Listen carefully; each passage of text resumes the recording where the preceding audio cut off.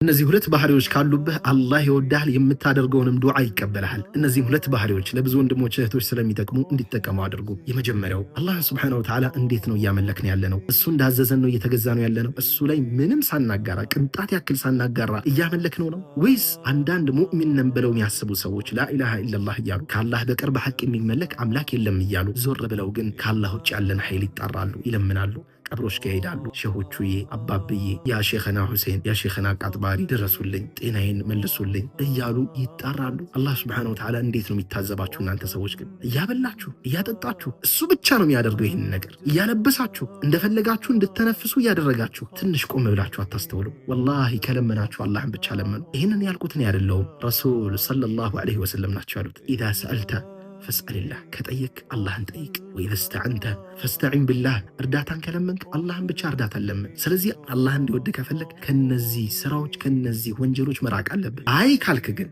በአላህ ላይ እያጋራህ ነው። አላህ የማይወደውን የሚያስቆጣውን ትልቁን ወንጀል እየሰራህ ነው። በዚህ መንገድ ላይ ሳትውበት ብትሞት ወላሂ ጀነት ሳይሆን እሳት ነው የሚጠብቀህ። ጀነትም እርም ነው የምትሆንብህ። ይህንን ያልኩትን ያደለውም አላህ Subhanahu Wa Ta'ala በአላህ ላይ የሚያጋሩ ሰዎች ጀነት በነሱ እርም ትሆንባቸዋለች ሳይተውበቱ ከሞቱ። ስለዚህ አላህ እንዲወድ ከፈለክ በብቸኝነት እሱን ብቻ ለምን፣ እሱን ብቻ ተጣራ፣ ለሱ ብቻ ሁሉንም አምልኮ ዒባዳዎችን ለሱ ብቻ አድርግ። አይ ምትል ከሆነ አሁንም እያሻረክ ለአላህ ብቻ የሚገባውን ስልጣን ለሌላ ኃይል እየሰጠህ የፈለገ መልካም ስራ ብትሰራ፣ ወላሂ ወቅቱን ጠብቀ ሰላትህን ብትሰግድ፣ ዘካ ብታወጣ፣ ሰደቃ ብትሰድቅ፣ ቁርአን ብትቀራ፣ ዚክር ብታደርግ፣ ወላጆችን ብትንከባከብ እንኳን ይሄ መልካም ስራ አላህ ዘንድ ተቀባይነትን ያገኛል ብለህ ማሰብ ይቅርና ይሄ መልካም ስራ ከአንገት አያልፍም። ለምን? ረሱል ሰለላሁ ዐለይሂ ወሰለም ምን ሲል ያስጠነቅቃቸው? አላህ ለኢን አሽረክተ፣ ብታጋራ፣ ለአላህ ብቻ የሚገባውን አምልኮ ለሌላ ኃይል ብትሰጥ፣ ለአላህ ብቻ የሚገባውን ስልጣን ለሌላ ኃይል ብትሰጥ ማለት ነው ለይሕበጠነ ዐመሉከ፣ ስራህ በእርግጥ ይታበሳል፣ ወለተኩነነ ሚነል ኻሲሪን፣ ከከሳሪዎችም ትሆናለህ አላቸው። ስለዚህ አላህ እንዲወደ አላህን በብቸኝነት ጥርት አድርገህ አምልከው። አላህ Subhanahu Wa Ta'ala በቁርአኑ ምን አለ? ፈመን ካነ የርጁ